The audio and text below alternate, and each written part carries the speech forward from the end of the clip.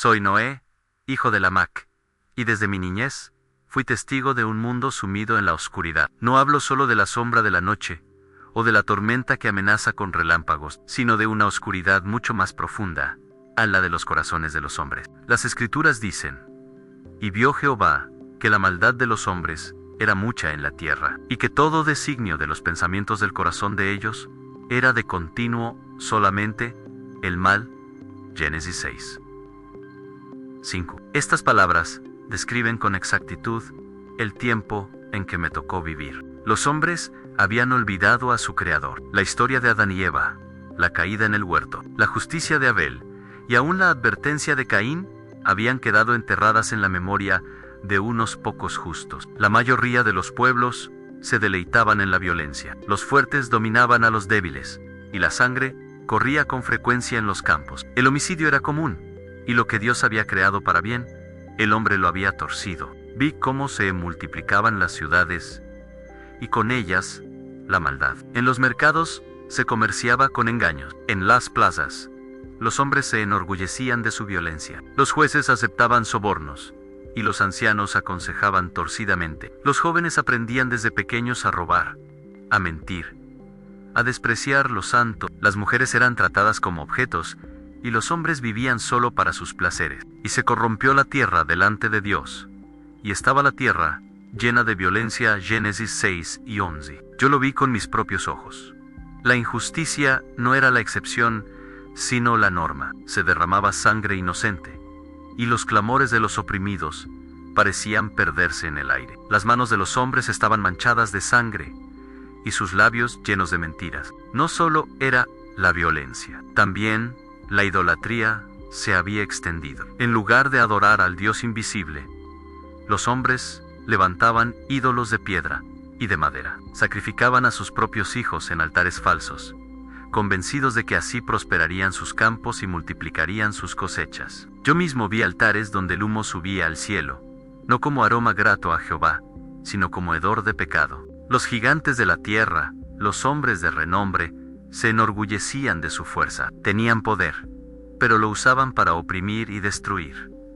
La soberbia los consumía. Y vio Jehová la tierra, y he aquí que estaba corrompida, porque toda carne había corrompido su camino sobre la tierra.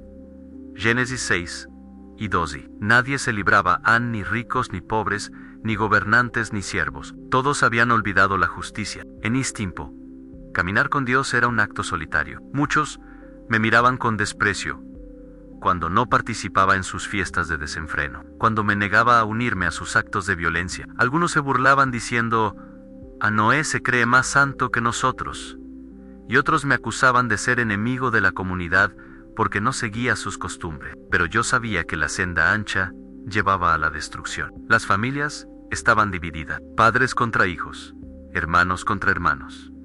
El amor se había enfriado. Los hombres vivían solo para satisfacer sus deseos. Y aunque la paciencia de Dios había esperado por generaciones, el clamor del pecado se había vuelto insoportable. Vi cómo la corrupción se transmitía de generación en generación. Lo que los ancianos practicaban en secreto, los jóvenes lo hacían en público. Lo que antes era vergonzoso, ahora era motivo de orgullo. El bien era llamado mal, y el mal era celebrado como libertad. Era un mundo hermoso en apariencia, con montañas majestuosas, ríos caudalosos y campos fértiles, pero el corazón del hombre lo manchaba todo con su pecado. Cada día yo me preguntaba cuánto tiempo más soportaría el Señor tanta iniquidad. El aire mismo parecía cargado de violencia. El sonido de los cánticos ya no era de alabanza al Creador, sino de celebraciones de impureza. Las manos que Dios había creado para sembrar y cuidar, se usaban para destruir y matar. El fruto de la tierra,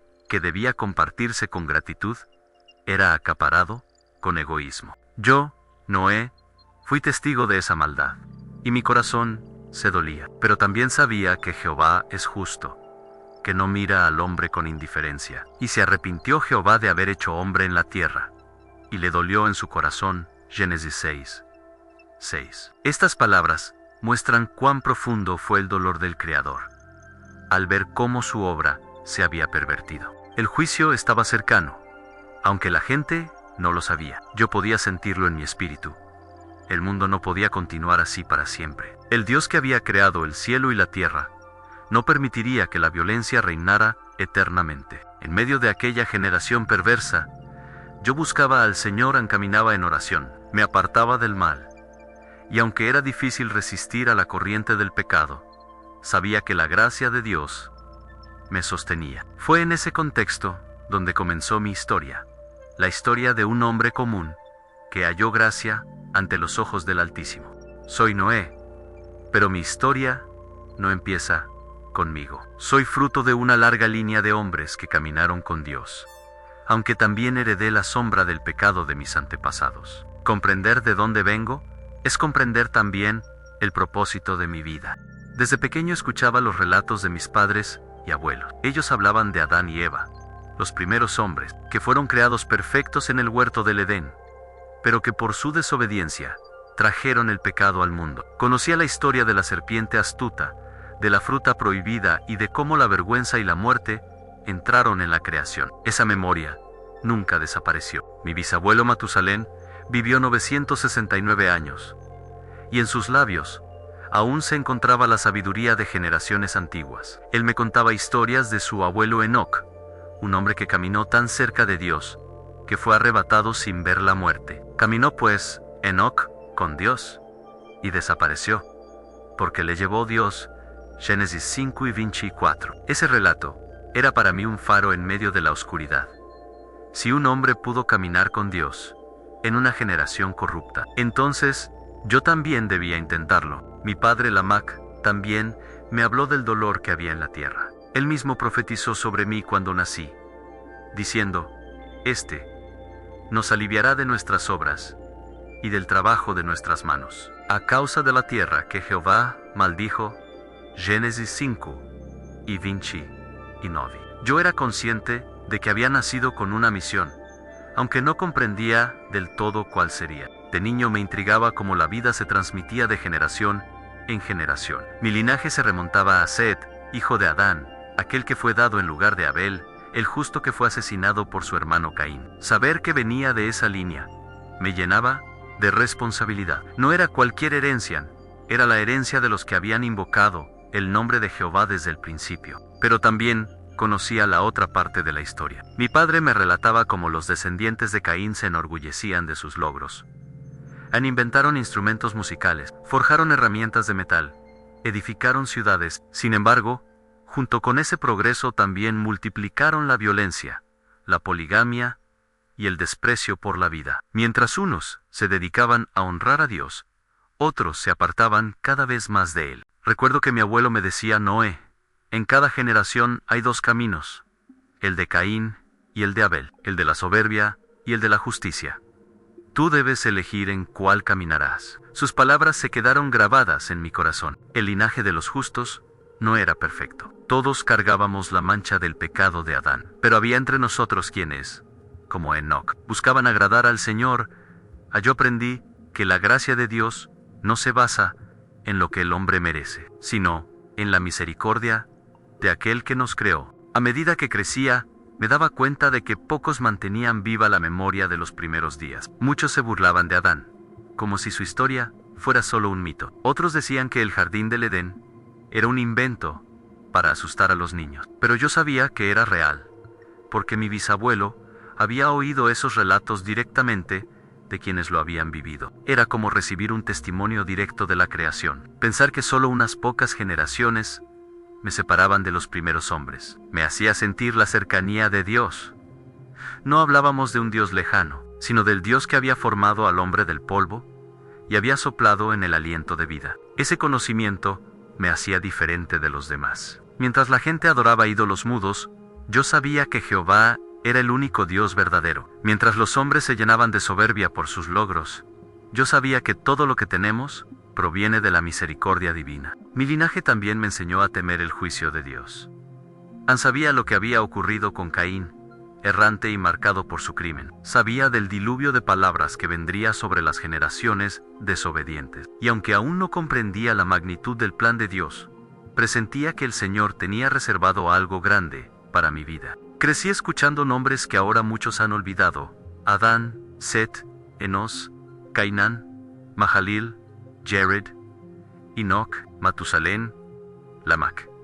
Cada uno representaba un eslabón en la cadena de la humanidad. Algunos caminaron en rectitud, otros en rebeldía, pero todos demostraban que la vida del hombre es breve comparada con la eternidad de Dios. En cada genealogía veía no solo años y descendientes, sino un testimonio de la fidelidad de Dios en preservar la vida a pesar del pecado. El hecho de que yo existiera era prueba de que la misericordia divina seguía extendiéndose, aun cuando la tierra estaba llena de violencia. Por eso, cuando más adelante recibí el llamado de Dios, comprendí que no era un asunto aislado. Era la continuación de una historia que venía desde el principio. Yo era parte de la cadena de los justos y tenía la responsabilidad de mantener viva la fe en medio de la corrupción. Ese es mi linaje, una mezcla de humanidad débil y de promesa divina, una herencia de justicia que se transmitió de generación en generación,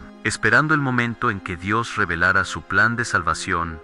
Soy Noé de mí, y al recordar mi niñez y juventud, no puedo evitar pensar en cuán difícil era crecer en medio de una generación corrupta. Desde mis primeros pasos, mis ojos se abrieron a un mundo dividido. Por un lado, la creación de Dios, tan hermosa y abundante. Por otro, la decadencia moral de los hombres que habían olvidado al Creador. Mi padre Lamach me enseñaba desde pequeño a apartarme del mal. Él había visto con sus propios ojos cómo la violencia llenaba la tierra. Recuerdo sus palabras cuando me decía: hijo mío, no sigas el camino de los impíos. Muchos de nuestros vecinos han cambiado la gloria del Dios verdadero por ídolos inútiles. Tú buscas siempre caminar con Jehová, aunque debas hacerlo solo. Esas lecciones eran como semillas que poco a poco crecían en mi corazón. Mi madre, mujer de fe silenciosa, me mostraba con su ejemplo la importancia de la obediencia y la reverencia. Ella era quien me llevaba a orar en los momentos de temor, y quien me enseñó a levantar mis ojos al cielo cuando las dudas me invadían. Si hoy puedo decir que caminé con Dios, es en parte gracias a la fe sencilla de mi madre, que me mostró que servir al Señor no es cosa de sabios, sino de corazones humildes. En mi juventud, la tentación era constante. Los muchachos de mi edad me invitaban a participar de sus juegos violentos, a burlarme de los ancianos, a unirme a sus fiestas donde corría el vino y abundaba la inmoralidad. Me decían a Noé: ven con nosotros, no seas aburrido. ¿De qué sirve la rectitud si al final todos moriremos? Yo sentía la presión de ser distinto, pero en mi interior algo me decía que no debía apartarme del camino de Dios. Fue en esos años que empecé a comprender lo que significa caminar en soledad. No porque estuviera físicamente solo, pues tenía a mi familia, sino porque la mayoría de la gente no compartía mi fe.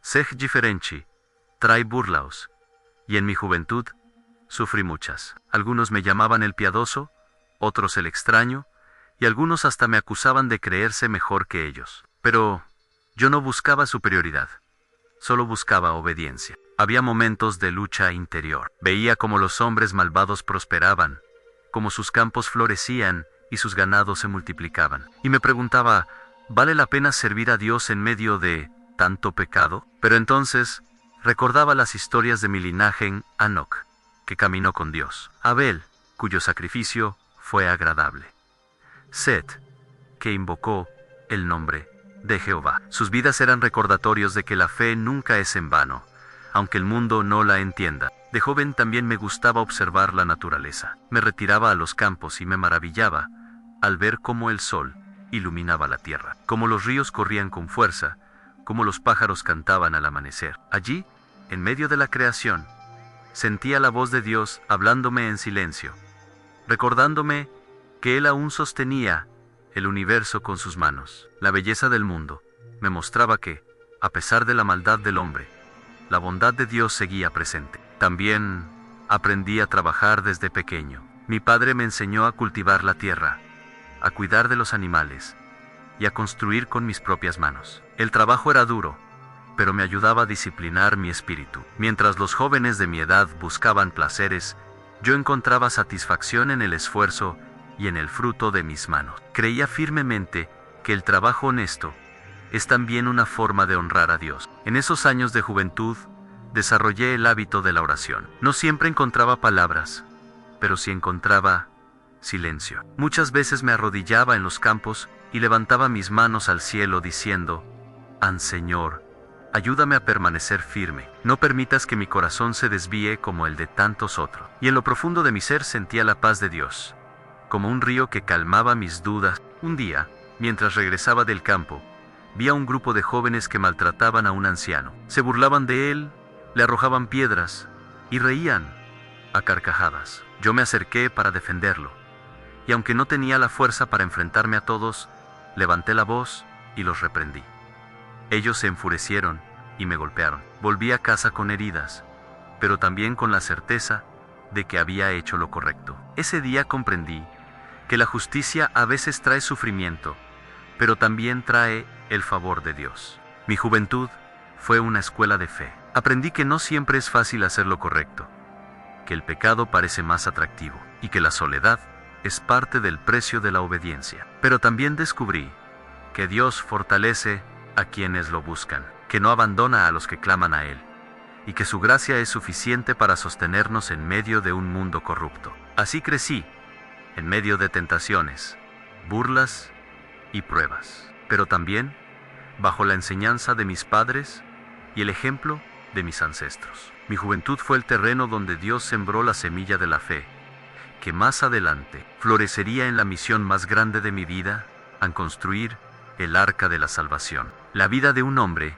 no se sostiene solo con sus propias fuerzas. Dios, en su infinita sabiduría, dispuso que no era bueno que el hombre estuviera solo, y me concedió una compañera fiel para caminar conmigo en medio de la corrupción de nuestra generación. Mi esposa, cuyo nombre no se registra en las Escrituras, fue para mí una columna de apoyo y un bálsamo en tiempos de dificultad. Ella era una mujer piadosa, temerosa de Dios, y su fe sencilla me inspiraba. Mientras muchos se reían de mi manera de vivir, ella permanecía a mi lado, fortaleciendo mis manos y recordándome las promesas del Señor en las noches de cansancio. Cuando el trabajo del campo me había agotado y la soledad de la obediencia me pesaba, Él a mí decía: Jehová ve tu corazón, y Él no dejará sin recompensa la fidelidad de sus siervos. Su voz era como un susurro de esperanza que renovaba mi espíritu. El Señor nos bendijo con 3 hijos: Ansem, Cam y Jafetan, desde pequeños. Los instruimos en el temor de Dios. No fue tarea fácil, pues vivían en un entorno donde la maldad era celebrada. Muchos jóvenes de su edad se entregaban a la violencia, al desenfreno y a la idolatría. Pero yo procuraba enseñarles que había un camino diferente, aunque fuera más estrecho y solitario. Con mi esposa nos turnábamos para instruirlos. Ella les enseñaba las oraciones, la reverencia, el respeto por la vida y por el prójimo. Yo les hablaba de la historia de nuestros antepasados, de Adán y Eva, de Cain y Abel, de Set y de Enoch, para que comprendieran que cada elección trae consecuencia. Les decía: hijos míos, el pecado siempre parece atractivo, pero termina en destrucción. El camino de la justicia a veces es solitario, pero en él encontramos la vida. Recuerdo cuando Sem, el mayo Ere, me preguntó: padre, ¿por qué somos diferentes a los demás? ¿Por qué no vamos a sus fiestas? ¿Por qué no hacemos lo que ellos hacen? Yo le respondí con ternura: porque nosotros servimos al Dios vivo. Los demás pueden burlarse, pero la justicia de Jehová es eterna. Algún día entenderás que la obediencia es nuestra mayor herencia. Cam, por su parte, era más inquieto, curioso y a veces rebelde. Había que corregirlo con paciencia. Sin embargo, también veía en él un espíritu fuerte, que con la guía adecuada podría convertirse en un servidor de Dios. En Jafet, el menor, mostraba desde pequeño un corazón noble y sensible, dispuesto a escuchar y a aprender. Criar a mis hijos en aquel mundo no era fácil. Muchas veces fueron objeto de burlas por no participar de las costumbres de sus compañeros. Había momentos en que regresaban tristes, preguntándose si valía la pena. En esos instantes mi esposa y yo los reuníamos, orábamos juntos y les recordábamos que no estábamos llamados a agradar a los hombres, sino a Dios. Con el tiempo, mis hijos crecieron y se convirtieron en jóvenes responsables, trabajadores y fieles. Cada uno tomó una esposa piadosa, mujeres que compartían nuestra fe y nos ayudaban en la tarea de mantener la santidad en medio de la corrupción. Así nuestra familia se convirtió en un pequeño refugio de fe en un mundo que se hundía en la maldad. La vida familiar era sencilla, pero llena de propósito. Trabajábamos juntos en el campo, cuidábamos de los animales, levantábamos nuestros hogares con esfuerzo. Las noches las dedicábamos a contar historias de los antepasados, a cantar himnos y a orar. Eran momentos en los que la presencia de Dios se hacía palpable. Y aunque fuera de nuestro hogar reinaba la oscuridad, dentro había luz, porque el Señor habitaba entre nosotros. Yo sabía que Dios tenía un propósito especial para mi familia. No comprendía aún la magnitud de lo que vendría, pero en mi corazón sentía que nuestra unión y nuestra fe no eran en vano. Cada día que pasábamos juntos fortalecía los lazos que más adelante serían cruciales para soportar la prueba del diluvio. El libro de Génesis dice: «Jamás estableceré mi pacto contigo, y entrarás en el arca, tú, tus hijos, tu mujer, y las mujeres de tus hijos contigo». Génesis 6 y 18. Estas palabras que luego recibiría del Señor eran también un recordatorio de que la fidelidad de una familia entera puede ser instrumento de salvación. No se trataba solo de mí, sino de todos los que compartían mi fe y mi hogar. Con mi esposa aprendí lo que significa caminar juntos en la fe. Con mis hijos aprendí que la verdadera herencia no es la riqueza ni las tierras, sino la instrucción en la justicia. Y con mis nueras vi que Dios une a personas con un mismo propósito para llevar adelante sus planes. Nuestra familia fue como un pequeño arca antes del arca, un refugio de fe en medio de la tormenta de corrupción. Y fue en ese entorno de unidad, oración y trabajo donde Dios preparó nuestras vidas para la misión que transformaría no solo nuestro destino, sino el de toda la humanidad. Caminar con Dios nunca ha sido el camino de la multitud. Desde joven comprendí que seguir al Señor significaba muchas veces andar en contra de lo que todos consideraban normal. Era como caminar río arriba, mientras la corriente arrastraba a los demás hacia la perdición. Las Escrituras dicen: «Pero Noé halló gracia ante los ojos de Jehová». Estas son las generaciones de Noé. Noé, varón justo, era perfecto en sus generaciones. Con Dios caminó Noé. Génesis 6, 8-9. Estas palabras describen lo que fue mi vida en un mundo donde todos habían olvidado a Dios. Las Escrituras dicen: «Pero Noé halló gracia ante los ojos de Jehová». Estas son las generaciones de Noé. Noé, varón justo, era perfecto en sus generaciones. Con Dios caminó Noé. Génesis 6, 8-9. Estas palabras describen lo que fue mi vida en un mundo donde todos habían olvidado a Dios. Caminar con Dios en soledad no era un título de honra, sino una batalla constante. Significaba renunciar a la aprobación de los hombres, soportar sus burlas y aceptar el aislamiento. Cuando los demás se reunían para rendir culto a ídolos, yo elevaba mis oraciones al Dios invisible. Cuando la comunidad celebraba fiestas llenas de desenfreno, yo me mantenía apartado con mi familia, alabando al Creador de cielos y tierra. Muchos no comprendían mi decisión. Me decían: «Noé, ¿qué ganas con tanto sacrificio? La vida es corta, disfruta mientras puedas». Otros me acusaban de querer ser diferente, de despreciar sus costumbres. Pero yo sabía en lo profundo de mi corazón que agradar a Dios es más importante que agradar a los hombres. Había días en que la soledad pesaba como una carga. Ver cómo todos seguían un mismo camino de maldad y sentir que yo y mi familia éramos los únicos en resistir podía llevarme al desánimo. Me preguntaba: ¿por qué, Señor, has permitido que la tierra entera se corrompa? En esos momentos, el recuerdo de Enoc me fortalecía. Él también caminó con Dios en medio de una generación impía, y fue llevado sin ver la muerte. Si él pudo permanecer fiel, yo también debía hacerlo. La oración fue mi refugio. En los campos, mientras cuidaba el ganado, elevaba mis pensamientos al cielo. En las noches, mientras contemplaba las estrellas, hablaba con aquel que las había creado. Sentía que el Señor me escuchaba, que sus oídos no estaban sordos a mi clamor. Y aunque no siempre recibía respuestas inmediatas, sí recibía paz, esa paz que solo viene de la comunión con Dios. Caminar con Dios en soledad también significaba vivir con rectitud en lo pequeño. No se trataba solo de grandes decisiones, sino de la vida diaria. En un mundo donde robar era común, yo debía ser honesto. Donde la violencia era normal, yo debía ser pacífico. Donde la mentira se celebraba, yo debía hablar verdad. Eran decisiones sencillas, pero constantes, que marcaban la diferencia entre seguir a Dios o seguir al mundo. Recuerdo una ocasión en que un grupo de hombres intentó persuadirme para unirme a un negocio injusto. Me ofrecían ganancias rápidas, abundancia de bienes, pero a costa de la opresión de otros. Cuando rechacé su oferta, se rieron de mí y me llamaron necio. Noé nunca prosperará, porque no sabe aprovechar las oportunidades, decían. Pero yo sabía que la verdadera prosperidad no está en las riquezas, sino en la aprobación de Dios. Mi caminar con el Señor también se reflejaba en cómo trataba a mi familia. En medio de un mundo donde los hombres despreciaban a sus esposas y maltrataban a sus hijos, yo procuraba honrar a mi esposa y guiar a mis hijos con amor y disciplina. No era fácil, pero entendía que mi familia era el primer campo donde debía sembrar justicia. El caminar en soledad también me enseñó a esperar en Dios.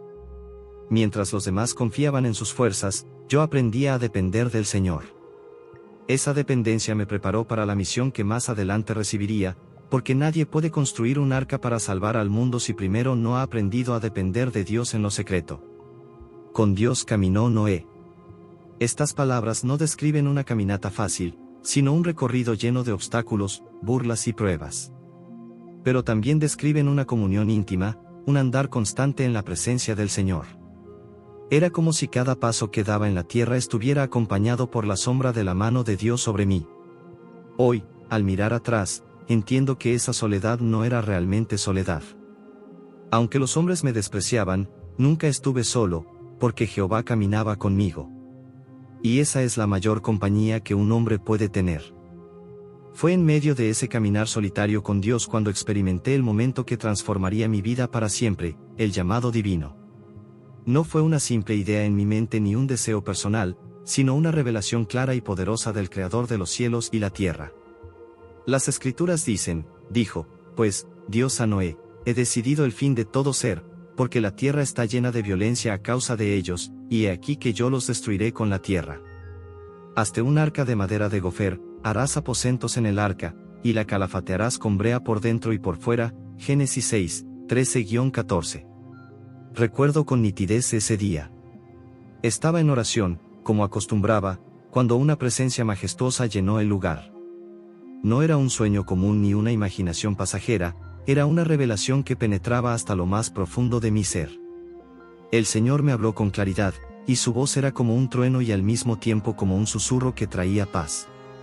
Me dijo que el fin de toda carne había llegado, que la tierra estaba tan corrompida que no podía continuar. El juicio estaba decidido, un diluvio de aguas cubriría todo, destruyendo a todo ser viviente que respirara bajo el cielo. La noticia me estremeció. Mi corazón tembló al imaginar la magnitud de lo que estaba por venir. Pero junto con la advertencia vino también la instrucción, construir un arca. No una pequeña embarcación, sino una estructura monumental, nunca antes vista por los hombres.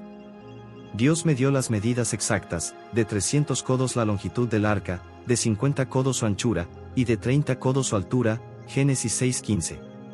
Me ordenó hacerle una ventana, una puerta en su costado, y dividirla en pisos. Era un diseño perfecto, no producto de la mente humana, sino de la sabiduría divina. El propósito del arca era claro, preservar la vida. Dentro de ella entraríamos yo, mi esposa, mis hijos y sus mujeres. Además, debíamos llevar parejas de cada especie animal, macho y hembra, para que se conservaran en la nueva tierra después del diluvio. También debía almacenar alimento suficiente para todos. El arca sería, en medio del juicio, un instrumento de misericordia. Al recibir estas instrucciones, mi mente se llenó de preguntas. ¿Cómo podría yo, un simple hombre, construir algo tan gigantesco? ¿Cómo reuniría a los animales? ¿Cómo resistiríamos una catástrofe tan grande?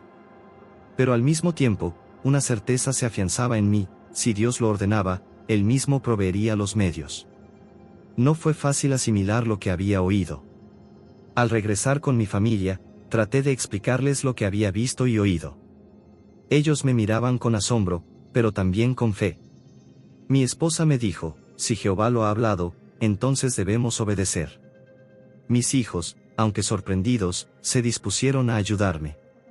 La obediencia no era opcional, era cuestión de vida o muerte. La voz de Dios resonaba en mi mente día tras día. No era un mandato vago, sino instrucciones específicas, detalladas. Podía ver en mi imaginación cada tablón de madera, cada aposento, cada espacio que formaría parte de aquella gran obra. Comprendí que la construcción del arca no era simplemente un trabajo manual, sino un acto de fe. Cada golpe de martillo sería una declaración de confianza en la palabra de Dios. El llamado también me reveló algo más profundo, la justicia de Dios. Mientras el mundo entero vivía en corrupción, Él había decidido preservar a mi familia y a los animales. No porque yo fuera perfecto en mí mismo, sino porque había hallado gracia ante sus ojos.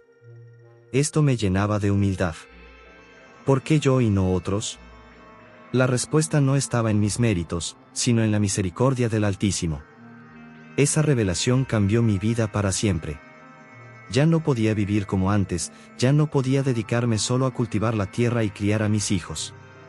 Ahora tenía una misión divina que abarcaba no solo a mi familia, sino a toda la creación. La magnitud del encargo me sobrecogía, pero también me daba propósito. Desde ese día, cada amanecer tenía un nuevo sentido. Ya no despertaba solo para trabajar en mis campos, sino para prepararme para la obra más grande que un hombre haya recibido jamás, construir el arca de la salvación. El llamado divino no fue un peso, sino un privilegio. Aunque sabía que traería oposición y burlas, también sabía que caminaría con Dios en medio de la tarea. Y con esa certeza en mi corazón, me dispuse a obedecer, confiando en que aquel que me había dado la orden también me daría la fuerza para cumplirla. Obedecer al llamado divino fue el inicio de una empresa que cambiaría mi vida y la de mi familia para siempre, la construcción del arca. Al principio, confieso que me sentí abrumado. Nunca antes los hombres habíamos levantado una embarcación de tal magnitud. Las barcas de pesca o los pequeños navíos de río eran conocidos, pero lo que Dios me mandaba a edificar superaba todo entendimiento humano. Lo primero que hice fue buscar la madera adecuada, tal como el Señor me había indicado. Él ordenó que fuese de gofer, una madera fuerte y resistente, capaz de soportar el peso y la presión de las aguas. Recorrí valles y montes en compañía de mis hijos, seleccionando con cuidado los árboles más rectos y firmes. Mientras los cortábamos, yo sentía que cada tronco no era simplemente madera, sino parte del plan divino. El trabajo era arduo. Nuestras manos se llenaban de callos, nuestras espaldas se cansaban bajo el peso de los troncos, pero cada esfuerzo lo hacíamos con fe. Mi esposa y mis nueras nos llevaban agua y comida al campo, y con palabras de ánimo fortalecían nuestro espíritu. En más de una ocasión, cuando el sol caía y el cansancio me vencía, escuchaba a mis hijos repetir: «Padre, si Dios lo ordenó, entonces terminaremos el arca». No tardaron en llegar las burlas de la gente. Vecinos y conocidos se acercaban a ver lo que hacíamos. Al principio, algunos observaban con curiosidad. Preguntaban: «¿Qué construyes, Noé? ¿Un granero, un palacio?». Cuando les respondía que era un arca para salvarnos del diluvio que vendría, las risas estallaban. «¿Diluvio? ¿Qué es eso? Nunca ha ocurrido algo así». Otros añadían: «Este hombre ha perdido la razón, un barco en tierra firme, ¿de qué le servirá?». Las burlas se transformaron en insultos. Algunos llegaron a llamarme loco, otros me acusaron de engañar a mi familia con falsas esperanzas. Pero yo recordaba las palabras del Señor: «Harás un arca», Génesis 6:14. Y esas palabras eran suficientes para mantenerme firme. Los primeros días fueron los más difíciles, porque apenas se levantaba la estructura. Las vigas parecían pequeñas en comparación con la magnitud del proyecto. Más de una vez sentí la tentación de desanimarme, de pensar que nunca lograríamos completarlo. Pero entonces recordaba que no trabajaba por mi propia fuerza, sino por mandato del Altísimo. Con paciencia comenzamos a organizar las piezas, la quilla, los costados, los primeros tablones. Era como ver nacer poco a poco una montaña de madera. Mis hijos trabajaban conmigo, cada uno desempeñando su parte. Sem se encargaba de las medidas y de la alineación de las piezas, Cam, más fuerte, levantaba los troncos más pesados, y Jafet, meticuloso, ayudaba a dar forma a los detalles. Yo supervisaba todo, pero también ponía mis manos en la obra. Mientras trabajábamos, enseñaba a mis hijos que cada clavo, cada tablón y cada esfuerzo eran actos de obediencia. Les decía, no trabajamos para los hombres, sino para Dios. Cada golpe de martillo es un testimonio de fe. Aunque el mundo se burle, nuestro trabajo es un altar de obediencia. Para sellar el arca, comenzamos a preparar betún y brea, tal como Dios había ordenado. Era un proceso largo, calentar, mezclar, aplicar capa por capa para impermeabilizar cada grieta. No queríamos dejar ningún espacio vulnerable, porque sabíamos que de la resistencia del arca dependería nuestra vida. Hubo noches en que nos sentábamos alrededor del fuego, exhaustos pero llenos de paz. Mi esposa nos recordaba las promesas del Señor, y juntos orábamos, pidiendo fuerzas para continuar. A veces yo abría mi corazón y les decía, hijos míos, no sabemos cuándo vendrá el diluvio, pero sí sabemos que vendrá. No permitamos que el cansancio o las burlas nos detengan. Jehová es fiel para cumplir lo que ha dicho. Los primeros trabajos del arca marcaron un antes y un después en mi vida. Ya no era simplemente un campesino o un padre de familia. Ahora era un siervo con una misión divina. Cada día, al ver la estructura levantarse poco a poco, mi fe crecía. Aunque el arca aún estaba lejos de completarse, en mi espíritu ya podía ver la salvación que Dios nos preparaba. Con el tiempo, los rumores se extendieron. En las aldeas cercanas hablaban de mí como del hombre del arca. Algunos venían solo para reírse, otros para discutir, y unos pocos, movidos por la curiosidad, me preguntaban si podían ayudar. Les explicaba lo que Dios me había dicho, pero la mayoría se marchaba incrédula. El mensaje del juicio parecía demasiado extraño para sus oídos endurecidos. Así comenzaron los primeros días de la obra. Lentos, pesados, llenos de oposición externa y de pruebas internas. Pero también llenos de gracia, porque cada tablón colocado era una señal de que Dios no nos había olvidado, sino que estaba preparando el camino de la salvación. El arca no se levantó en un día, ni en un año, ni siquiera en pocos años. Pasaron décadas enteras de esfuerzo constante, de sol a sol, en las que mi familia y yo dedicamos nuestras vidas a la obra que Dios nos había encomendado. En ese largo tiempo aprendí que la fe no se demuestra solo en momentos de fervor, sino en la constancia diaria, en la perseverancia frente al cansancio, y en la firmeza frente a la incredulidad de los hombres. La Escritura dice, por la fe Noé, cuando fue advertido por Dios acerca de cosas que aún no se veían, con temor preparó el arca en que su casa se salvase, Hebreos 11:7. Esa frase resume lo que fueron esos años, caminar en fe hacia algo que mis ojos no podían ver, pero que mi corazón sabía que vendría. Los días eran largos. Cada amanecer traía consigo nuevas tareas, talar más árboles, pulir tablones, levantar estructuras, aplicar brea. Mis hijos y yo trabajábamos hombro con hombro. A veces nos turnábamos para descansar, pero casi siempre estábamos todos comprometidos en la obra. Mi esposa y mis nueras se ocupaban de preparar los alimentos, cuidar a los animales que ya teníamos y mantener el hogar, porque sabíamos que cuando llegara el momento, todo debía estar listo. Con el paso de los años, el arca empezó a tomar forma. Desde lejos, la gigantesca estructura parecía una montaña levantada en medio del llano. Era imposible no verla. Quienes pasaban cerca se detenían, asombrados, pero pronto el asombro se transformaba en burla. Miren al loco de Noé, que lleva décadas construyendo un barco en tierra firme, gritaban. Otros decían, si este hombre ha pasado toda su vida en esa locura, ¿cómo podemos creer en lo que predica? A veces los insultos eran más hirientes que el cansancio físico. Había noches en que me sentaba bajo las estrellas y lloraba en silencio, preguntando al Señor, ¿hasta cuándo, Dios mío, hasta cuándo soportaré la burla de los hombres? Pero en medio de esas lágrimas, su presencia me consolaba. Recordaba sus palabras y entendía que mi obediencia no dependía de lo que los demás dijeran, sino de lo que él había ordenado. Mis hijos también sufrían la presión. Había momentos en que Sem, Cam o Jafet regresaban del trabajo con los hombros caídos, diciendo, Padre, hoy se rieron de nosotros todo el día. Entonces yo los reunía, orábamos juntos y les recordaba, no caminamos para agradar a los hombres, sino a Dios. Algún día verán que la palabra del Señor se cumple. El paso de los años también trajo desafíos prácticos. Mantener la madera en buen estado, reponer herramientas que se rompían, buscar nuevas fuentes de brea, todo era un reto. A veces la lluvia caía inesperadamente y nos obligaba a detener la obra por días. Otras veces la sequía hacía difícil encontrar alimento suficiente para todos. Pero cada obstáculo era una oportunidad para ver la provisión de Dios. Nunca nos faltó lo esencial. Con el tiempo, el arca se convirtió en un testimonio viviente.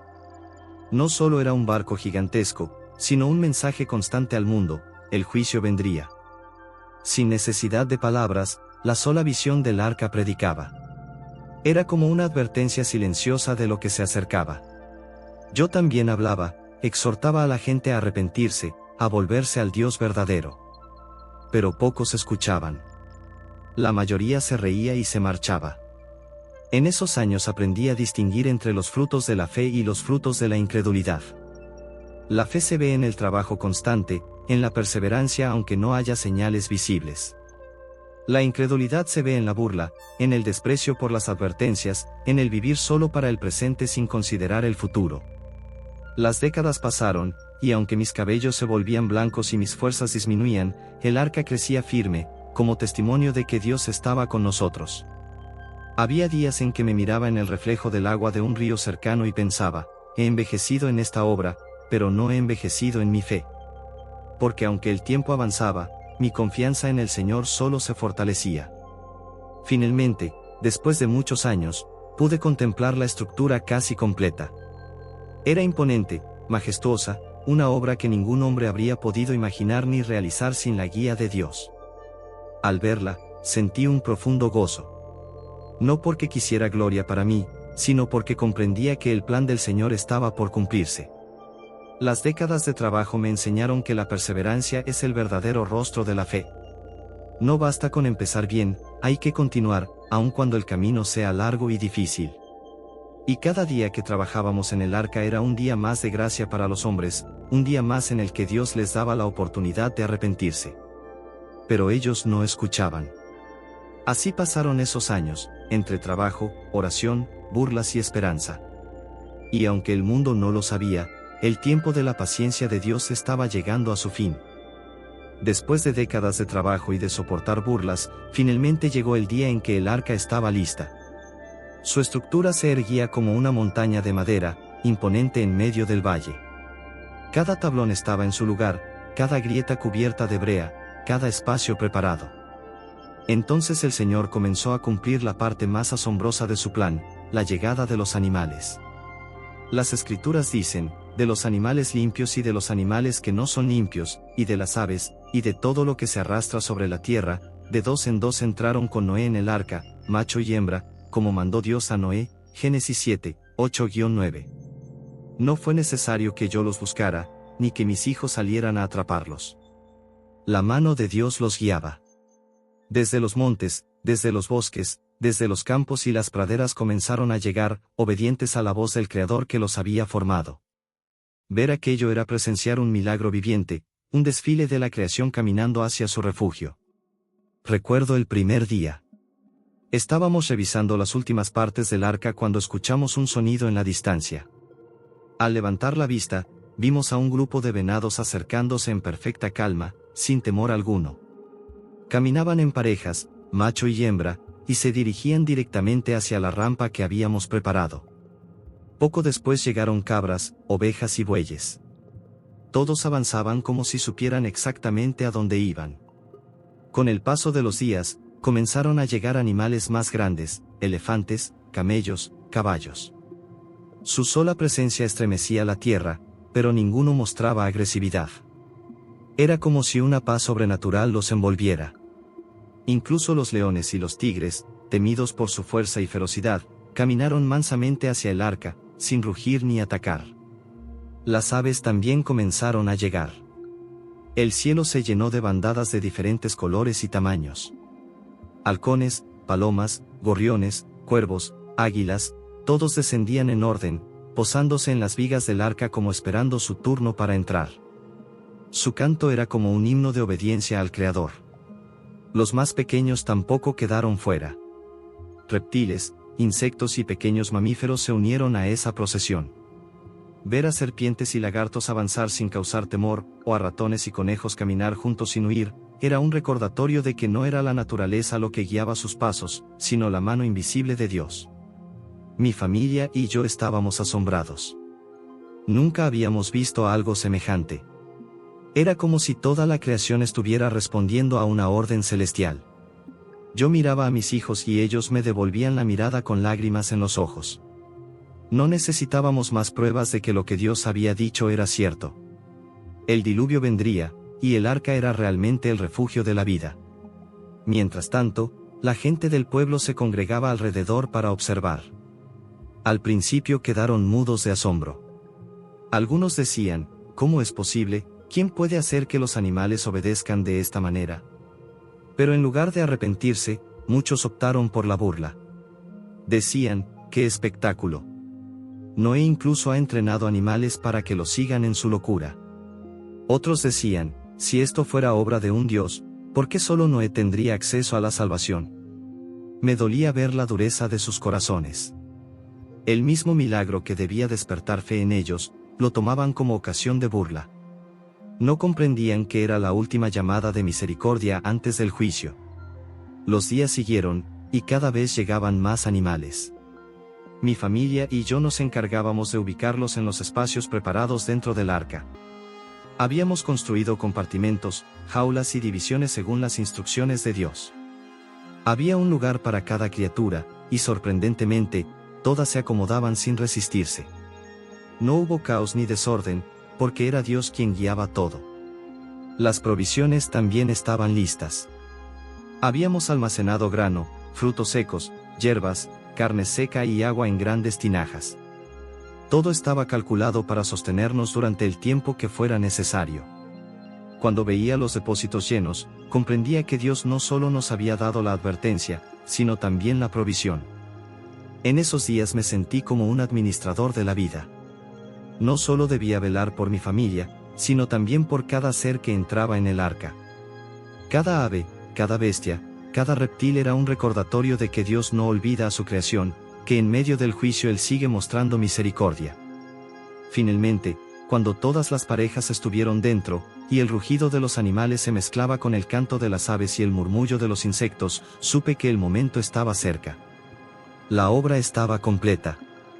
El arca no era solo un barco de madera, era un santuario de esperanza, un testimonio viviente de la fidelidad de Dios. Y aunque afuera las burlas no cesaban, dentro de mí reinaba la certeza, el diluvio vendría, pero Dios había preparado un refugio para la vida.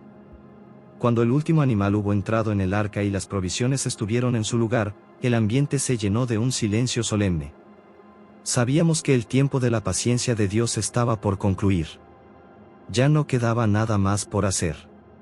El arca estaba lista, la creación había respondido al llamado del Creador, y ahora solo restaba esperar. Las Escrituras dicen, y aconteció que al séptimo día las aguas del diluvio vinieron sobre la tierra, Génesis 7:10. Aquellos 7 días fueron una prueba de fe tan grande como la misma construcción del arca. Recuerdo el primer día de espera. Entramos en el arca obedeciendo la voz de Dios. Adentro, todo estaba dispuesto con orden, los animales en sus compartimentos, las aves en sus lugares elevados, las provisiones almacenadas.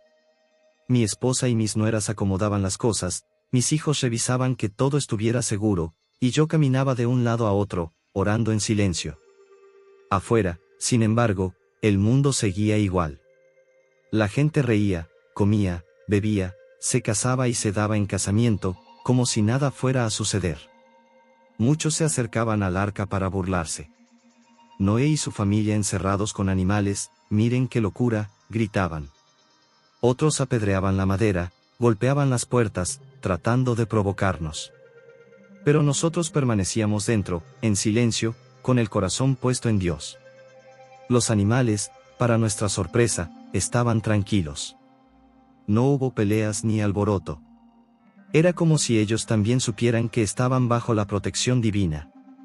El rugido de un león se apagaba en un susurro, el bramido de un toro sonaba como una melodía lejana. El arca, aunque repleta de vida, estaba envuelta en una calma sobrenatural. El segundo y tercer día, la espera se volvió más difícil. El sol seguía brillando en el cielo, los ríos corrían tranquilos, la tierra no mostraba ninguna señal de catástrofe. En más de una ocasión, mi corazón fue tentado a dudar. Me preguntaba, ¿y si la lluvia no llega, y si todo esto ha sido en vano? Pero entonces recordaba la voz del Señor, tan clara como el día en que me habló por primera vez: harás un arca. Esa voz era suficiente para sostenerme. Al cuarto día, mis hijos comenzaron a inquietarse. Sem me dijo: Padre, la gente afuera nos grita sin cesar. Dicen que hemos perdido la razón, ¿hasta cuándo soportaremos? Yo le respondí: Hijo mío, mejor es sufrir un tiempo por obedecer a Dios que perder la eternidad por seguir al mundo. Mantente firme. El Señor cumplirá su palabra. El quinto y sexto día fueron de oración constante. Nos reuníamos en familia y clamábamos a Dios. Le pedíamos paciencia, le pedíamos fe, y sobre todo, le pedíamos que cumpliera lo que había dicho. Afuera, la gente se divertía más que nunca. Era como si el corazón del hombre se hubiera endurecido hasta el extremo. En lugar de temer, aumentaban sus pecados. Finalmente, llegó el séptimo día. Esa mañana, mientras el sol aún iluminaba el cielo, ocurrió algo que nunca olvidaré. Una sombra majestuosa cubrió la entrada del arca. Sentimos un viento suave, pero lleno de poder. Entonces, sin que ninguno de nosotros moviera un dedo, la puerta del arca comenzó a cerrarse. Era pesada, imposible de mover por fuerza humana, pero se cerró suavemente, como impulsada por una mano invisible. Las Escrituras lo confirman, y Jehová cerró la puerta tras él. Génesis 7:16. Ese acto fue más que un gesto físico, fue un sello divino. Dios mismo nos encerraba en su refugio, asegurando que nada podría arrebatarnos de su mano. Cuando la puerta se cerró, el bullicio afuera se intensificó. Muchos comenzaron a golpear la madera, gritando: Noé, ábrenos. Otros seguían burlándose: miren, hasta su Dios los ha encerrado como prisioneros. Pero yo sabía que ya no había vuelta atrás. El tiempo de gracia había terminado, y el tiempo de juicio estaba a punto de comenzar. Dentro del arca, una mezcla de emociones nos invadía. Por un lado, la paz de estar bajo el cuidado de Dios; por otro, la ansiedad de lo desconocido. ¿Cómo sería el diluvio? ¿Cuánto tiempo duraría? ¿Cómo resistiríamos? Preguntas llenaban nuestra mente, pero las entregábamos en oración. Esa última noche antes de la lluvia fue la más silenciosa. Los animales descansaban, mi familia dormía inquieta, y yo permanecí despierto, orando junto a la puerta cerrada. Sentía en mi espíritu que la tierra estaba a punto de cambiar para siempre. Y así, entre oraciones, lágrimas y esperanza, pasaron aquellos 7 días de espera. Eran como el silencio que precede a la tormenta, el último respiro de un mundo que estaba a punto de ser cubierto por las aguas del juicio divino. El séptimo día llegó a su fin y con él comenzó lo que el Señor había anunciado desde el principio. No hubo trompetas humanas ni advertencias de los hombres, sino la voz misma de la creación que empezó a cambiar. El aire se tornó denso, el viento soplaba distinto, como si la naturaleza entera contuviera la respiración ante lo que estaba por suceder. Las Escrituras dicen: el año 600 de la vida de Noé, en el mes segundo, a los 17 días del mes, aquel día fueron rotas todas las fuentes del grande abismo, y las cataratas de los cielos fueron abiertas, y hubo lluvia sobre la tierra 40 días y 40 noches. Génesis 7, 11-12. Al principio fueron gotas dispersas. Unas pocas cayeron sobre el techo del arca, haciendo un leve golpeteo. La gente afuera comenzó a señalar el cielo, riendo. Miren, Noé tenía razón, está lloviendo, decían burlándose, como si unas pocas gotas fueran todo lo que iba a suceder. Algunos gritaban: Noé, sal y celebra con nosotros tu victoria. Pero yo sabía que aquellas primeras gotas eran solo el inicio de algo inmensamente mayor. Pronto la lluvia se intensificó. El cielo se oscureció con nubes densas que nunca habíamos visto. Los truenos resonaban como rugidos que sacudían la tierra, y los relámpagos iluminaban el firmamento. La gente empezó a inquietarse, pero aún no creían. Fue entonces cuando ocurrió lo inesperado, no solo caía agua del cielo, sino que también brotaba desde abajo. Grietas se abrieron en la tierra y torrentes surgieron de lo profundo. Era como si el mismo corazón del abismo se hubiera roto. El suelo temblaba bajo nuestros pies. En cuestión de horas, riachuelos se convirtieron en ríos, y ríos en mares embravecidos. Dentro del arca, escuchábamos el estruendo de la lluvia golpeando con fuerza. Los animales se inquietaban, pero milagrosamente no entraban en pánico. Mi familia y yo nos aferrábamos en oración, escuchando el rugido de la tormenta afuera. La madera del arca crujía bajo la presión, pero resistía, cubierta de brea como Dios había ordenado. Los gritos de la gente comenzaron a cambiar. Ya no eran burlas, sino clamor desesperado. Algunos corrían hacia montañas, otros golpeaban la puerta del arca con puños y piedras, implorando entrar. Escuchábamos voces gritar: «Noé, sálvanos, déjanos entrar». Mis hijos, con lágrimas en los ojos, me miraban como pidiéndome abrir. Pero yo sabía que no estaba en mis manos. Dios mismo había cerrado la puerta. Mi corazón se desgarraba al escuchar a niños llorando, a madres implorar por sus pequeños, a hombres valientes suplicar por su vida. Pero el tiempo de gracia había pasado. No era crueldad de parte de Dios, era justicia. Durante décadas había advertido a través de mis palabras y del testimonio del arca, pero la humanidad había elegido reírse. Ahora ya era tarde. La lluvia no cesaba. Día y noche caía con una fuerza que jamás habíamos imaginado. El sonido era ensordecedor, un rugir constante que parecía no tener fin. Los ríos desbordados arrasaban aldeas, los árboles eran arrancados de raíz, las casas derribadas como si fueran hojas secas. Montañas enteras se veían envueltas en cascadas. La creación entera estaba siendo sacudida. Dentro del arca, la tierra bajo nuestros pies comenzó a moverse. Sentimos como la embarcación se desprendía del suelo y flotaba por primera vez. Los animales emitieron sonidos extraños, como si también comprendieran que habíamos comenzado un viaje sin retorno. El vaivén del agua nos mecía con fuerza, pero el arca permanecía estable. Esa primera noche de diluvio fue la más aterradora de mi vida. Sentía el peso del juicio divino en cada gota de agua, en cada trueno, en cada rugido de la tierra. Pero al mismo tiempo, en medio del temor, había paz. Sabía que Dios mismo había diseñado el arca y que estábamos bajo su cuidado.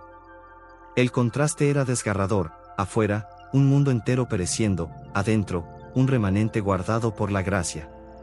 No era porque fuésemos mejores que los demás, sino porque habíamos creído en la palabra de Dios. Esa fue la diferencia entre la vida y la muerte. Así comenzó el diluvio, con lluvia implacable, con aguas que brotaban del abismo, con gritos de desesperación en la tierra y con fe en medio del arca. Era el inicio del juicio, pero también el inicio de una nueva etapa en la historia de la humanidad. El diluvio había comenzado, y con él, los 40 días y 40 noches más sobrecogedores de mi vida. El cielo se abrió como nunca antes, y la tierra, que había sido nuestro hogar, se convirtió en un vasto mar sin fin. Las escrituras lo dicen con claridad: y fue el diluvio 40 días sobre la tierra, y las aguas crecieron, y alzaron el arca, y se elevó sobre la tierra. Y subieron las aguas, y crecieron en gran manera sobre la tierra, y flotaba el arca sobre la superficie de las aguas. Génesis 7, 17-18. Durante esos días, la lluvia nunca cesó. Caía con fuerza constante, como un martillo golpeando la tierra. El sonido era ensordecedor, el golpeteo interminable de las gotas sobre el arca, los rugidos de los truenos, los bramidos de los vientos huracanados. El mundo entero parecía estar siendo desgarrado. El primer día de navegación, el arca se elevó lentamente. Sentimos como la tierra firme desaparecía bajo nosotros, y el vaivén del agua nos obligaba a sujetarnos a las vigas. Los animales se inquietaban, pero sorprendentemente, un orden sobrenatural los mantenía tranquilos. No hubo caos ni ataques, como habría sucedido en condiciones normales. La paz de Dios reinaba incluso entre las bestias más salvajes.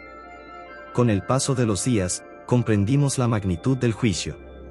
Desde las rendijas más altas del arca podíamos ver, en momentos breves, la devastación: árboles arrancados de raíz flotando como simples ramas, casas derribadas, montañas cubiertas de agua. Todo lo que había sido orgullo del hombre quedaba reducido a nada. Dentro del arca, nuestra rutina cambió por completo. Nos turnábamos para alimentar a los animales, para limpiar los espacios, para revisar que no hubiera filtraciones. Era un trabajo constante, día y noche. La vida dentro no era cómoda, pero era segura. Y cada vez que escuchábamos el rugido de la tormenta, recordábamos que aquel lugar, aunque estrecho y oscuro, era nuestra salvación. Algunas noches, mis hijos me preguntaban, «Padre, ¿cuánto tiempo más resistiremos?» Yo les respondía con firmeza, «Hijos, resistiremos hasta que Dios lo decida. Si Él nos guardó hasta hoy, nos guardará hasta el final». Los animales también parecían participar de esa espera. Había momentos en que sus sonidos se alzaban como un coro, rugidos, bramidos, trinos y aullidos que resonaban en la madera del arca. Pero no eran gritos de miedo, sino de vida. Era como si toda la creación, reunida en ese espacio, alabara en silencio al Creador que la preservaba. Los días se sucedían lentamente, uno tras otro, sin cambios aparentes. Afuera, solo había lluvia y aguas que crecían. Adentro, oraciones, trabajo y esperanza. La oscuridad era interrumpida solo por la luz tenue de las lámparas que encendíamos. En más de una ocasión, me detuve a reflexionar, así es caminar por fe, no ver el final, pero confiar en que Dios lo tiene en sus manos. El día 20, aproximadamente, el arca ya se movía con más libertad sobre aguas profundas. No había tierra visible en ninguna dirección. El horizonte era solo un mar inmenso, agitado por la tormenta. La sensación era extraña, habíamos perdido toda referencia del mundo anterior. Lo único que nos quedaba era Dios y su promesa. En esos días comprendí la profundidad de las palabras, mas el justo por su fe vivirá, Habacuc 2:4. No sobrevivíamos por nuestra fuerza, ni por nuestra sabiduría, sino porque habíamos creído en la palabra de Dios. El día 30, mi corazón se llenó de gratitud en medio de la tormenta. Reuní a mi familia y oramos juntos. Dije, hijos, miren a su alrededor. Todo ha desaparecido, pero nosotros estamos vivos. No olviden nunca que esto no es obra de nuestras manos, sino de la gracia de Dios. Finalmente, después de 40 días y 40 noches, la lluvia cesó. El rugido constante del agua golpeando el arca se fue apagando, hasta que quedó un silencio extraño, casi inquietante. No era el fin del diluvio, porque las aguas aún cubrían toda la tierra, pero sí era el fin del juicio desde los cielos. El arca seguía flotando, sostenida únicamente por la misericordia divina.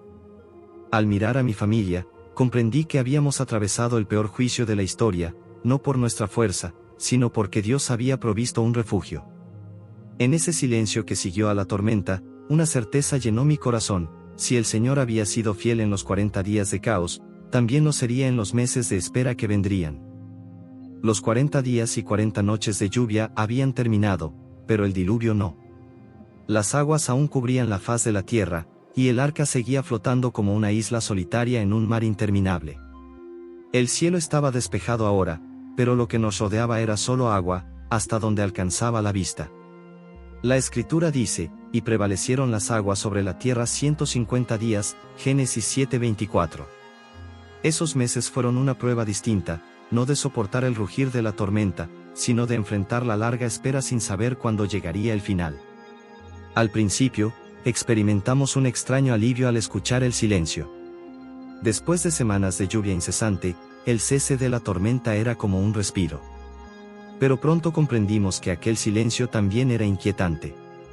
La tierra había desaparecido. No había montañas, ni árboles, ni aldeas, solo agua y el cielo. El mundo que conocíamos había dejado de existir. Dentro del arca, la rutina continuaba. Nos organizamos para mantener el orden, alimentar a los animales, limpiar los espacios, revisar los depósitos de agua y alimento. Cada día era similar al anterior, y esa repetición ponía a prueba nuestra paciencia. La vida en el arca no era cómoda, el espacio era limitado, los olores fuertes, el trabajo constante. Pero cada inconveniente era pequeño si lo comparábamos con la misericordia de estar vivos. Mi familia a veces me preguntaba, «Padre, ¿cuánto más durará esto? Y yo les respondía con sinceridad, no lo sé, pero el Señor lo sabe. Si nos guardó hasta aquí, también nos dará salida en su tiempo.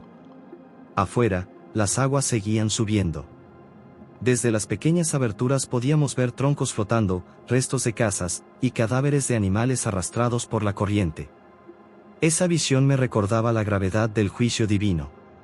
Dios no había hablado en vano, la maldad del hombre había traído sobre sí misma esta destrucción. Con el paso de las semanas, el arca comenzó a asentarse más establemente en las aguas, como si la furia inicial hubiera cedido. Pero seguía sin haber tierra a la vista. Era como si estuviéramos suspendidos en medio de la nada, sostenidos únicamente por la promesa de Dios. En esos meses, nuestras conversaciones se llenaban de recuerdos del mundo anterior. Hablábamos de los campos que habíamos cultivado, de los valles y montes que habíamos recorrido, de las estaciones que ya no existían. Era como despedirnos de un mundo que había quedado atrás para siempre. Al mismo tiempo, soñábamos con lo nuevo que vendría. ¿Cómo sería la tierra cuando las aguas retrocedieran? ¿Cómo empezaríamos de nuevo? El tiempo en el arca también fue un tiempo de enseñanza. Aprendimos a depender completamente de Dios. No teníamos control sobre nada, ni sobre las aguas, ni sobre el viento, ni sobre el tiempo. Cada día era un acto de fe, una espera confiada en que Él cumpliría su palabra. Al cabo de 150 días, algo comenzó a cambiar. El arca dejó de moverse tanto. Una mañana sentimos un golpe suave, como si hubiéramos encallado en algo firme. Al asomarnos, comprendimos que habíamos reposado sobre los montes de Ararat. Fue un momento de esperanza. No veíamos tierra aún, porque el agua seguía cubriéndolo todo, pero el hecho de que el arca se hubiera detenido era señal de que el Señor estaba obrando. Las Escrituras lo confirman, reposó el arca en el mes séptimo, a los 17 días del mes, sobre los montes de Ararat, Génesis 8:4. Ese fue un día de gozo silencioso. No cantamos ni celebramos en voz alta, porque sabíamos que aún quedaba mucho por esperar, pero nuestros corazones se llenaron de gratitud. Dios estaba preparando el final. Durante los meses siguientes, seguimos esperando. Las aguas descendían lentamente, pero aún no lo suficiente como para salir. Era como si el Señor quisiera enseñarnos paciencia hasta el último momento. Cada amanecer era una lección, vivir no según nuestro reloj, sino según el tiempo perfecto de Dios. En esos meses de incertidumbre comprendí que la fe no solo se manifiesta en obedecer cuando Dios habla, sino también en confiar cuando Dios guarda silencio. Y en ese silencio, mi corazón aprendió a descansar en la certeza de que Él nunca falla. Los meses de incertidumbre habían sido largos, pero finalmente el Señor nos dio señales de que el fin del diluvio estaba cerca. La espera dentro del arca se había vuelto pesada, cada día parecía igual al anterior, y aunque agradecíamos la vida, deseábamos ver nuevamente la tierra firme. Fue entonces cuando el Señor me inspiró a enviar aves para probar si las aguas habían menguado. La Escritura lo relata así, y aconteció que al cabo de 40 días abrió Noé la ventana del arca que había hecho, y envió un cuervo, el cual salió, y estuvo yendo y volviendo hasta que las aguas se secaron sobre la tierra. Envió también de sí una paloma, para ver si las aguas se habían retirado de sobre la faz de la tierra, Génesis 8, 6-8. Primero envié un cuervo. Aquella ave negra salió volando con fuerza, y la observamos hasta perderla de vista. Durante días iba y venía, revoloteando sin encontrar descanso, porque aún había demasiada agua. Aquella visión me hizo reflexionar. El cuervo representaba la impaciencia, la búsqueda sin dirección. Volaba, pero no hallaba reposo. Así es el hombre cuando no espera en Dios, se fatiga en sus propios esfuerzos, pero no encuentra descanso verdadero. Después envié una paloma. Su vuelo era diferente, suave, delicado, como si buscara con esperanza un lugar limpio donde posar sus pies. Pero aquel primer intento fue en vano. La paloma regresó, cansada, y yo la recibí en mis manos. Sentí compasión por ella, y al mismo tiempo comprendí que aún no era tiempo. Esperé 7 días más, y volví a enviar la paloma. Ese día fue distinto. Al atardecer, mientras el sol caía sobre el horizonte de aguas interminables, vi que la paloma regresaba con algo en el pico. Al acercarse, Mi corazón saltó de alegría, traía una hoja de olivo verde. La vida había comenzado a renacer en la tierra. Aquella pequeña rama era más que un trozo de vegetación, era el símbolo de que Dios estaba restaurando la creación. Cuando mostré la hoja a mi familia, las lágrimas rodaron por nuestros rostros. Después de tantos meses de encierro y de aguas interminables, una simple rama nos trajo esperanza. Comprendimos que el juicio estaba terminando y que pronto pisaríamos tierra firme. Era como escuchar la voz de Dios que decía: «He aquí, hago nuevas todas las cosas». Esperamos 7 días más y envié de nuevo la paloma. Esta vez no regresó.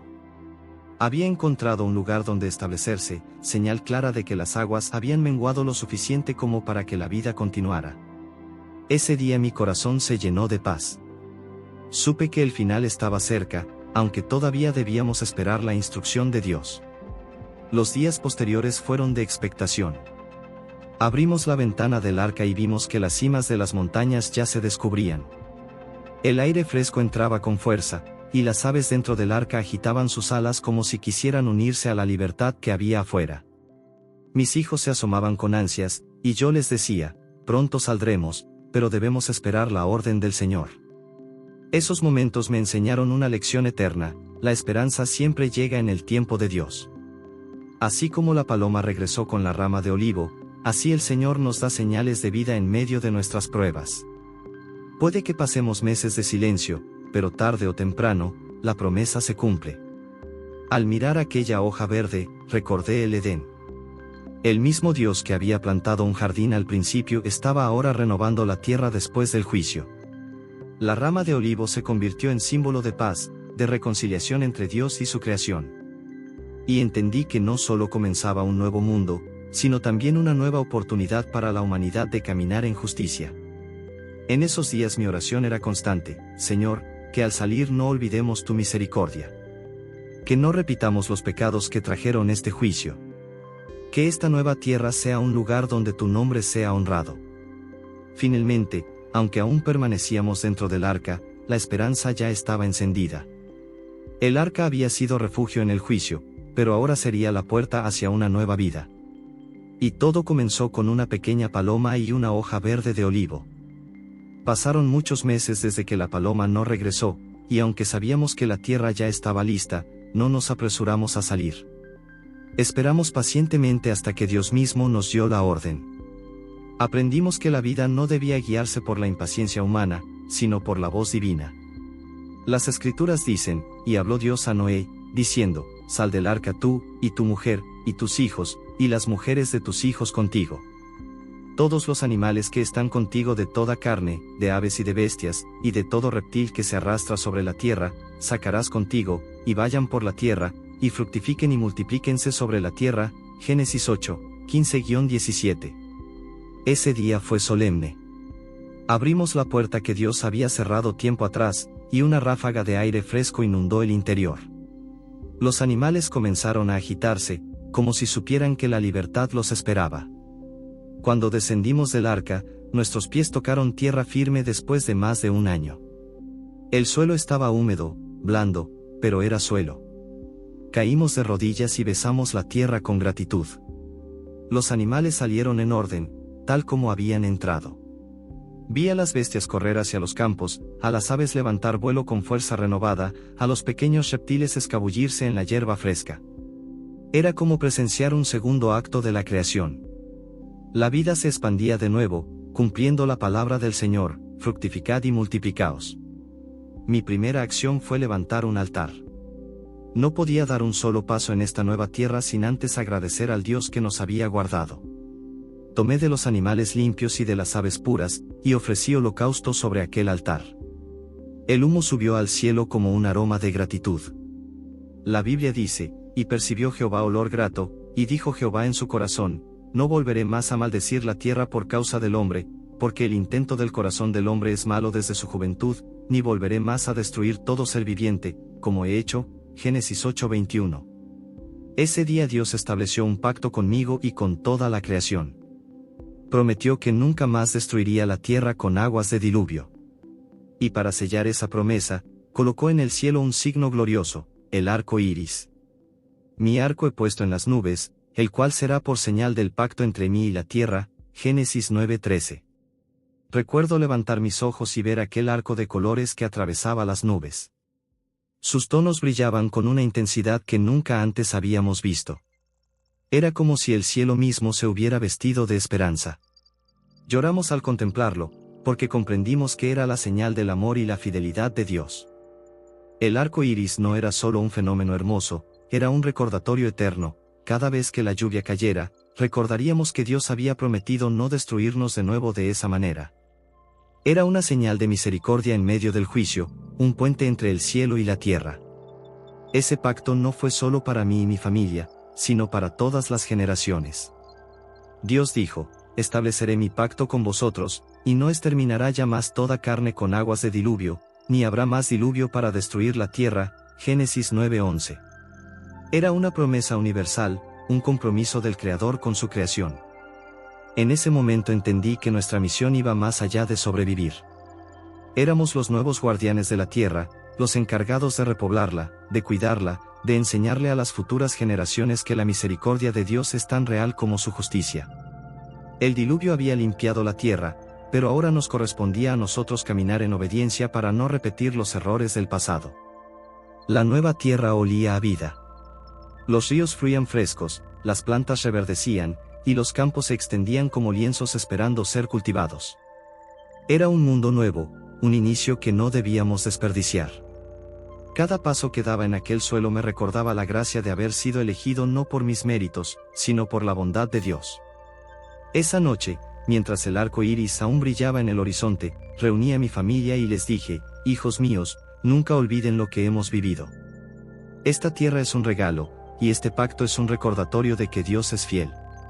Caminemos en justicia, obedezcamos su voz, y enseñemos a nuestros descendientes a honrar al Señor. Así como el arco une el cielo y la tierra, que nuestras vidas unan nuestra obediencia con la gracia de Dios. El arco iris fue, y sigue siendo, para mí, un símbolo eterno. El Dios que juzga también es el Dios que salva, el Dios que destruye el pecado también es el Dios que da una nueva oportunidad. Y cada vez que las nubes se oscurezcan, recordaré que la misericordia de Dios brilla más fuerte que la tormenta. Ahora que los años han pasado y mis cabellos se han cubierto de canas, miro atrás y recuerdo todo lo que el Señor hizo conmigo y con mi familia. Mi vida ha sido marcada por un antes y un después del diluvio. Y aunque aún siento dolor por aquellos que perecieron, mi corazón se llena de gratitud al saber que Dios nos preservó para ser los portadores de una nueva humanidad. A veces me pregunto por qué Dios me eligió a mí. Yo no era perfecto, pues también tengo debilidades. Pero la Escritura dice: pero Noé halló gracia ante los ojos de Jehová. Génesis 6:8. No fue por mis méritos, sino por la gracia divina. Esa es la verdad que deseo transmitir a mis descendientes: la salvación no se gana, se recibe como un regalo del Dios misericordioso. El diluvio me enseñó que la justicia de Dios es real. No se complace en el mal ni en la corrupción. El corazón humano tiende al pecado, y cuando la violencia y la maldad se multiplican, el Señor actúa. Vi con mis propios ojos cómo un mundo entero fue reducido a nada por causa de la rebelión.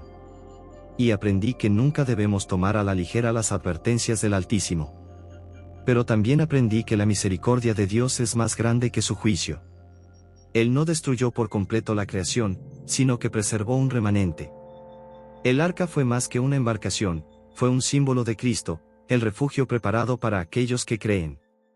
Así como entrar en el arca significaba vida en medio del juicio, así también entrar en la gracia de Dios significa salvación en medio de la condena. A mis hijos les he repetido una y otra vez que no olviden el pacto del arco iris. Cada vez que lo vean en el cielo, deben recordar que Dios es fiel y que sus promesas nunca fallan. Pero también deben recordar que, aunque no habrá otro diluvio de aguas, el Señor volverá a juzgar al mundo de manera final. Por eso, la obediencia y la fe son más necesarias que nunca. He reflexionado mucho sobre la vida en el arca. Allí aprendí que la fe no es algo momentáneo, sino una perseverancia diaria.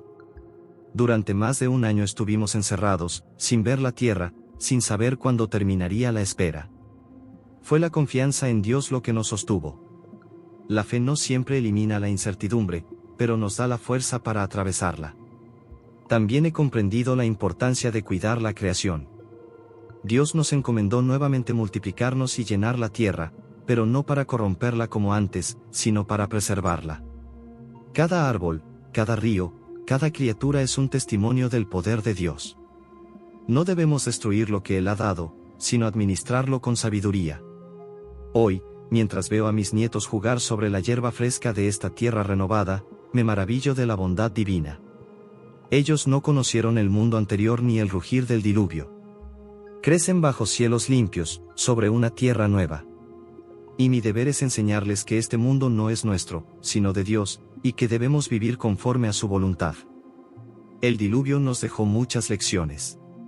Me enseñó que la obediencia salva, incluso cuando parece locura. La paciencia es necesaria para ver cumplidas las promesas. La gracia de Dios es suficiente para sostenernos.